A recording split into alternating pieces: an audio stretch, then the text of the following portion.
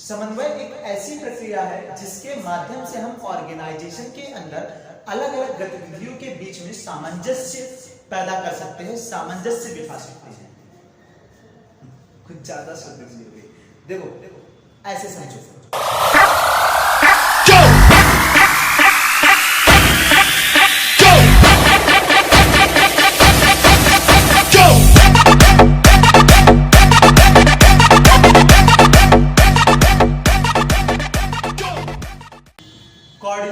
Coordination किसे कहते हैं?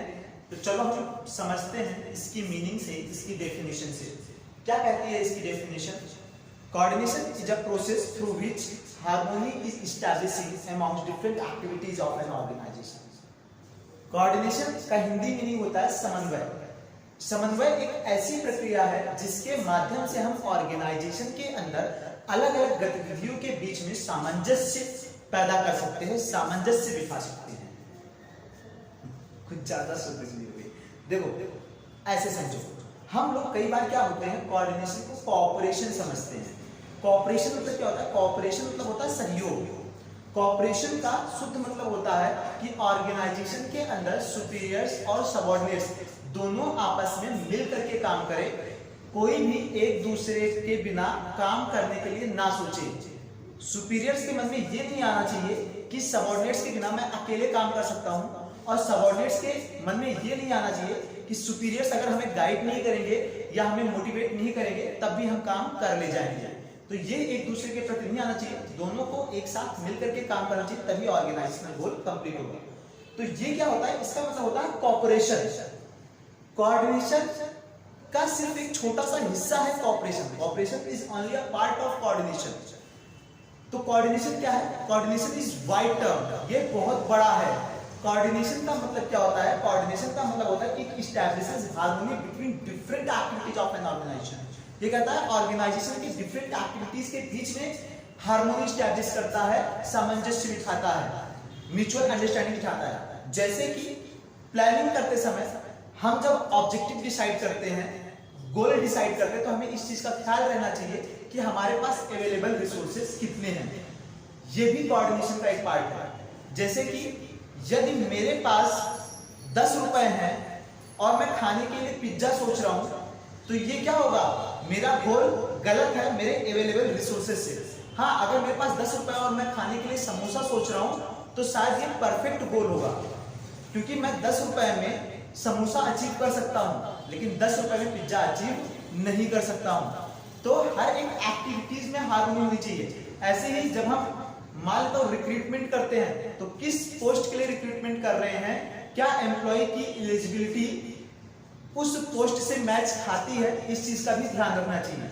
जैसे कि अगर हमें सीए पोस्ट के लिए रिक्रूटमेंट करनी है, चार्टर्ड अकाउंटेंट के लिए रिक्रूटमेंट करनी है, तो मुझे कोई सीए सर्टिफाइड ही पर्सनल को एम्प्लॉयज को रिक्रूट करना पड़ेगा। मैं 10th पास वाले को सीए पोस्ट के लिए रिक्रूट नहीं कर सकता हूं, क्योंकि इनके बीच में कोऑर्डिनेशन नहीं होगा। तो कोऑर्डिनेशन क्या है? कोऑर्डिनेशन डिफरेंट एक्टिविटीज, ऑर्गेनाइजेशन की जो अलग अलग गतिविधियां हैं, उन सभी के बीच में सामंजस्य बिठाना है, जिससे कि ऑर्गेनाइजेशनल गोल क्या हो जाए? अचीव हो जाए।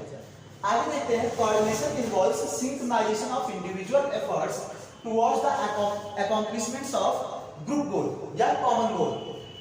जो कोऑर्डिनेशन है, कोऑर्डिनेशन क्या करता है? ऑर्गेनाइजेशन के अंदर जितने भी एम्प्लॉयज काम कर रहे हैं, उन सभी एम्प्लॉयज की, उन सभी वर्कर्स के एफर्ट्स को क्या करता है? इंटीग्रेट करता है, मिलाता है और एक ही डायरेक्शन में लेकर के चलता है, जिससे कि ग्रुप गोल अचीव हो जाए, ऑर्गेनाइजेशनल गोल अचीव हो जाए। तो ऑर्गेनाइजेशन के अंदर जितने भी एम्प्लॉयज हैं, सभी एम्प्लॉयज के एफर्ट्स को, सभी एम्प्लॉयज की मेहनत को वो क्या करता है? मिलाता है, जिससे कि ऑर्गेनाइजेशनल गोल क्या हो जाए? अचीव हो जाए। ये किसका काम है? कोऑर्डिनेशन का काम है।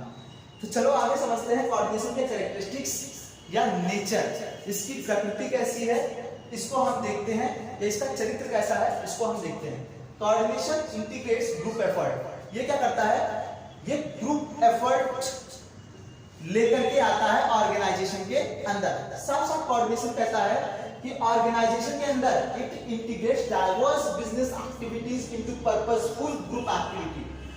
ऑर्गेनाइजेशन के अंदर जो डिफरेंट एक्टिविटीज हैं, जो अलग अलग गतिविधियां हैं, उन सभी गतिविधियों को इस तरीके से मोल्ड करता है, इस तरीके से मोड़ता है जिससे कि एक पर्पसफुल ग्रुप एक्टिविटी बन सके, ensuring that all people work in one direction to achieve organizational goal। और ये इंश्योरिटी देता है कि जो भी ऑर्गेनाइजेशन के अंदर एक ग्रुप काम करेगा वो सभी के सभी ऑर्गेनाइजेशनल गोल को अचीव करने के लिए ही काम करेंगे। तो जितनी भी गतिविधियां, जितने भी काम है ऑर्गेनाइजेशन के अंदर, उन सभी को मोल्ड करता है एक ग्रुप के अंदर, और उस ग्रुप में जितने भी एम्प्लॉइज काम करेंगे वो सभी के सभी ऑर्गेनाइजेशनल गोल के लिए ही काम करेंगे, ऑर्गेनाइजेशनल गोल को अचीव करने के लिए ही काम करेंगे।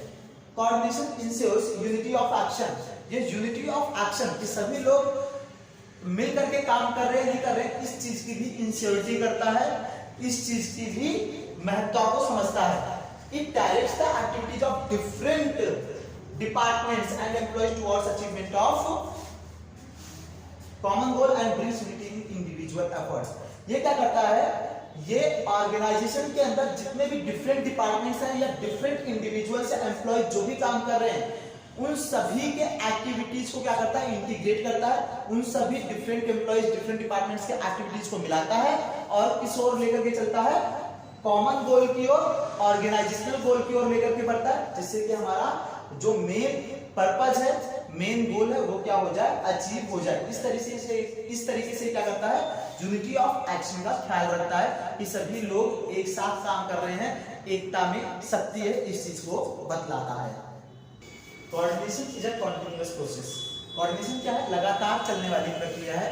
कोऑर्डिनेशन एक बार का काम नहीं होता है कि किसी एक स्पेसिफिक मैटर के लिए हो कोऑर्डिनेशन, ऐसा बिल्कुल भी नहीं होता है। कोऑर्डिनेशन लगातार चलने वाली प्रक्रिया होती है। जब तक ऑर्गेनाइजेशन चलता रहेगा, जब तक ऑर्गेनाइजेशन जीवित रहेगा, जब तक ऑर्गेनाइजेशन के अंदर काम होता रहेगा, तब तक हमें कोऑर्डिनेशन चाहिए होगा, तब तक हमें कोऑर्डिनेशन की जरूरत पड़ती रहेगी, क्योंकि कोऑर्डिनेशन हर एक लेवल में चाहिए, हर एक फंक्शन में चाहिए ऑर्गेनाइजेशन के अंदर।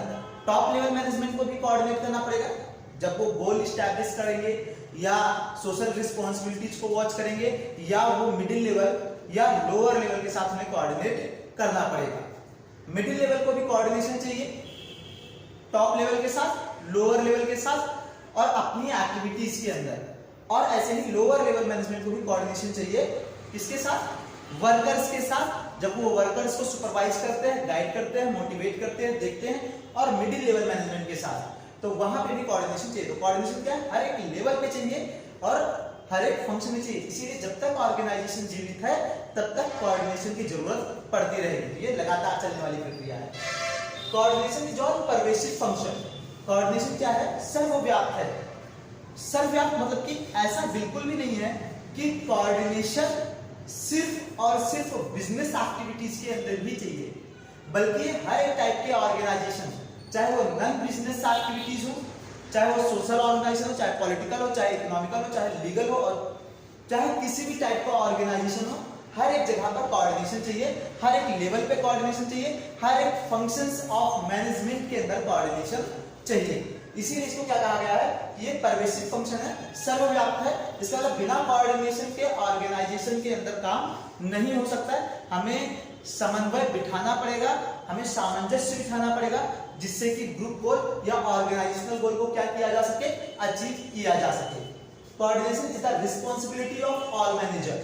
कोऑर्डिनेशन हर एक मैनेजर की रिस्पांसिबिलिटी होती है, हर एक मैनेजर का उत्तरदायित्व होता है। Coordination top level management, middle level management और लोअर लेवल मैनेजमेंट हर एक किसी का इक्वली पार्टिसिपेंट मांगता है, इक्वली पार्टिसिपेशन मांगता है।